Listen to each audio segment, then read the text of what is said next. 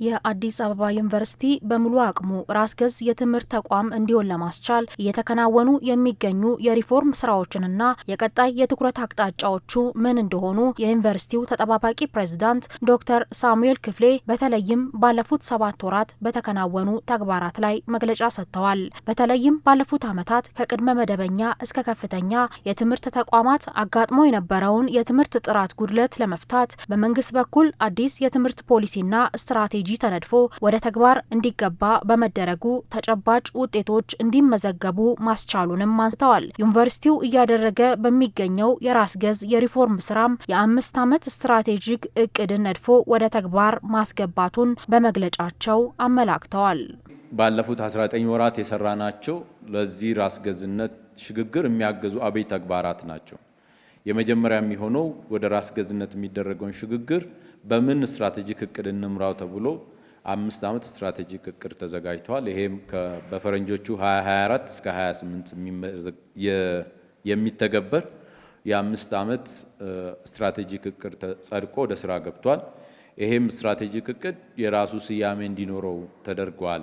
በእንግሊዝኛው ሪኢማጂኒንግ አወር ፊውቸር፣ በአማርኛው አዲስ ጅማሮ በነባሩ በአንጋፋው መካነ አእምሮ ተብሎ ተይዟል።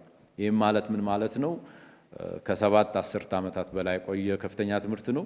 አዲስ ጅማሮ ደግሞ የከፍተኛ ትምህርትን ራስ ገዝ በሆነ አግባብ ለመምራት ያለው ፍላጎት ነው። ዩኒቨርሲቲው እያደረገ በሚገኘው የራስ ገዝነት ጉዞ የአስተዳደራዊ ነጻነትን እንዲጎናጸፍና የተሻለ የመማር ማስተማር ሂደት እንዲፈጠር ማስቻሉንም ተጠባባቂ ፕሬዝዳንቱ ተናግረዋል።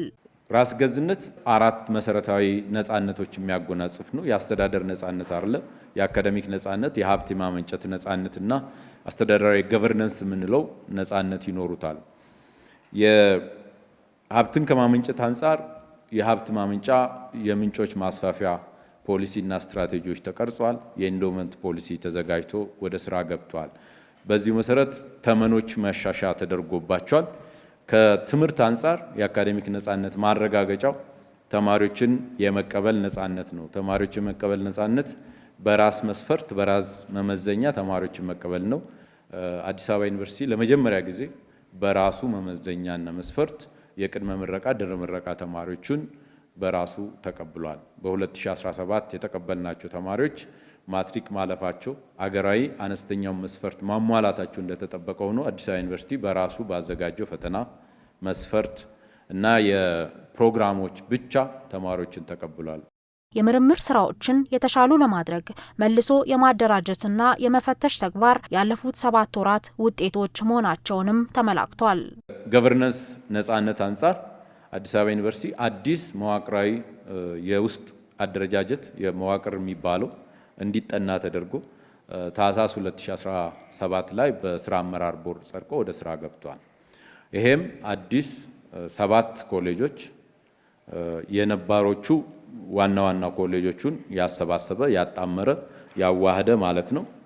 በተመሳሳይ 7 የምርምር ኢንስቲትዩቶች እና 1 የህግ ትምህርት ቤት መሰረታዊ የሆነ የዩኒቨርሲቲዎችን የመማር ማስተማር የምርምር የኮሚኒቲ ኢንጌጅመንት ስራ እንዲሰሩ ተደርጓል።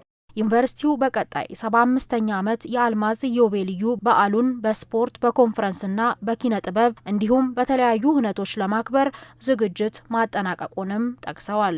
በዚህ በ75ኛው የአልማዝ ኢዮቤልዩ በዓል አከባበር ወቅት በርካታ ሁነቶች ይኖራሉ ብለን እንጠብቃለን። ዋና ዋናዎቹ አንደኛው የምርምር ኮንፈረንሶች ማካሄድ ነው። ከአጋሮቻችን ጋር በሀገር ውስጥ ካሉ ኢንዱስትሪዎች ጋር ከትምህርት ተቋማት ጋር በመሆን 75ኛ ዓመትን የሚመጥኑ 75 ዓመት የቆየ ከፍተኛ ትምህርት ያደራጃቸውን ትላልቅ ሀሳቦች የሚከራከርበት የሚወያይበት መድረክ ይኖረናል። 75 ዓመት ሙሉ ሲኖር አዲስ አበባ ዩኒቨርሲቲ በሁሉም መስክ በርካታ ጉዳዮችን አሳክቷል። የነኛ ውጤቶች ደግሞ ኤግዚቢሽን ይኖራል።